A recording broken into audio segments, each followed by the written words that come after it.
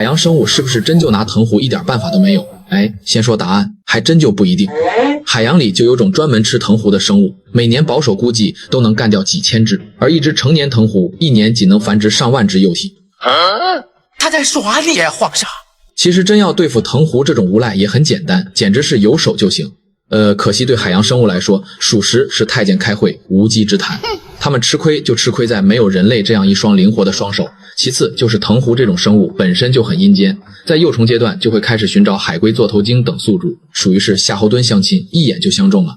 緊接着就會分泌出一種生物膠，牢牢地把自己粘在宿主體表。這種蛋白生物膠粘接力能達到 0.4 兆帕，什麼概念？相當於每平方厘米能承受4公斤左右的拉力，而且還防水、耐鹽、抗腐蚀。成虫後還會啟動超級變化形態，分泌鈣质，一層层把外殼膠住出來，底座邊緣會嵌入宿主的皮膚組織，像個膨脹螺絲一樣扎根在皮膚下面，和宿主相依為命，一輩子都別想甩掉，簡直是82年的竹子，老損了。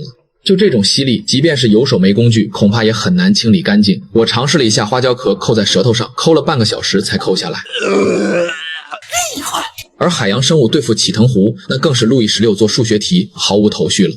他們討厭藤壺的程度不亞於陸地生物討厭蚊子，就算兩腳獸這種地球 online 食物鏈最頂端的生物，面對蚊子這種看起來微不足道的小玩意兒，照樣被打得團滅。古有文獻記載，清朝戰緬甸，極至未戰，士卒死者10以78。人類光是消滅蚊子带來瘧疾這件事上，就足足花了70年，到現在也不敢說徹底跟蚊子這個物種告一段落。當然了，藤壺和蚊子這類還是有區別的，它們不會汲取宿主營養，也不傳播疾病，屬於是三哥扒火車就想搭個順風車。所以嚴格來講，它們不是寄生，而是寄居，吃東西還要靠自己的慢足過濾海水中的微生物。雖然看上去人畜無害，但是一旦數量增多，就會增加宿主的游泳阻力，在影響捕食效率的同時，還難以躲避虎鯨這類海洋街溜子。關鍵是這麼多藤壺，它也很難受啊，就好像夏天反手把你綁在野外，那真是如芒在背，如坐針氈，如鯁在喉啊。那為什麼鯨魚身上有藤壺，而在鯊魚身上見不到呢？你見過三哥扒火車，沒見過三哥扒高鐵吧？鯊魚的速度能達到50公里每小時，也就是說只要游得足夠快，藤壺就沾不上你。就算藤壺侥幸粘在了鯊魚身上，鯊魚的盾鳞還會持續脫落更新。